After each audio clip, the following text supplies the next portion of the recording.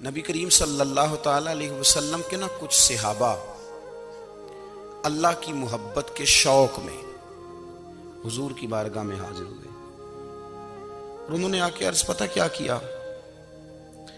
عرض کرنے لگے یا رسول اللہ صلی اللہ تعالی علیہ وسلم سالوں بیت گئے ہیں سجدے کرتے ہوئے، حضور سالوں بیت گئے ہیں تسبیح پڑھتے ہوئے، سالوں بیت گئے کہتے ہوئے کہ سبحان اللہ وہ پاک ہے، ہمیں سالوں بیت گئے یہ کہتے ہوئے کہ اللہ اکبر وہی سب سے بڑا ہے، سالوں بیت گئے کہتے ہوئے کہ الحمدللہ ساری تعریفیں اللہ کے لیے، سالوں بیت گئے اس کی تسبیح کرتے، تحلیل کرتے، تکبیر کہتے۔ حضور اب نہ ہمارا اپنے رب سے ملنے کو جی چاہتا ہے، کبھی یہ حقیقت منتظر نظر آ نہ لباس مجاز میں، لاکھوں سجدے تڑپ رہے ہیں میری جبین نیاز میں، اور اقبال کہنے لگے کہ تیرے عشق کی انتہا چاہتا ہوں، تو میری سادگی دیکھ کیا چاہتا ہوں، میرا ذرا سا تو دل ہے مگر شوخ اتنا، میں وہی لن ترانی سنا چاہتا ہوں۔ میرا بھی دل کرتا ہے کہ اللہ میں تجھے کہوں میں تجھے دیکھنا چاہتا ہوں جس طرح حضرت موسیٰ کلیم علیہ السلام نے کہا تھا، اور تو مجھے کہے کہ لن ترانی تو نہیں دیکھ سکتا، ذرا سا تو دل ہے مگر شوخ اتنا، میں بھی وہی لن ترانی سنا چاہتا ہوں۔ پھر کہنے لگے بھری بزم میں راز کی بات کہہ دی، بڑا بے ادب ہوں سزا چاہتا ہوں۔ دیکھو سب لوگوں کے بیچ ہی میں نے یہ کہہ دیا۔ میرے عزیز صحابہ نہ شوق میں، کتنے سارے لوگ ہیں آپ، کتنی ماشاءاللہ بڑی تعداد میں آپ آئے، ہم بھی کبھی اس شوق میں گئے ہیں کہ ہمارے رب کو دیکھنے کو دل چاہتا ہے، ہمارا جی چاہے وہ کبھی ہمیں ملے،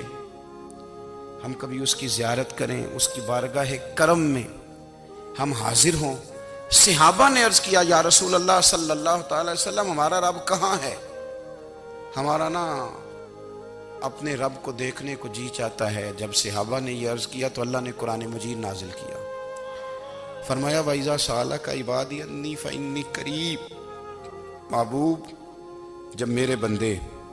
آپ کی بارگاہ میں آ کے میرے بارے میں پوچھے نا تو ان سے کہہ دینا میں ان کے قریب ہی ہوں،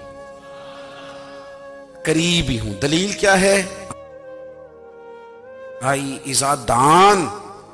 یہ جب بھی مجھ سے دعا مانگیں گے میں ان کی دعاؤں کو قبول فرماؤں گا، میں ان کے قریب ہوں، میں ان کے قریب ہوں، یہ جب بھی دعا مانگیں گے نا میں قبول کروں گا، میں ان کے قریب ہوں۔ اللہ تبارک و تعالیٰ کے بندے اللہ سے محبت کرتے، رب کی بارگاہ میں جھکتے، اس کو اپنے دکھ سناتے، اس کے پیارے محبوب صلی اللہ تعالی علیہ وسلم کا وسیلہ لے کے اس کے حضور حاضر ہو جاتے، پیشانیاں سجدوں سے روشن ہوتی۔ ہم نہ ہر چیز کے لیے وقت نکالتے ہیں، ہر چیز کے لیے، لیکن عبادت کے لیے وقت نہیں نکالتے۔ ہر شے آباد ہے، ہر شے، ہماری فیس بک بھی آباد ہے، واٹس ایپ بھی آباد ہے،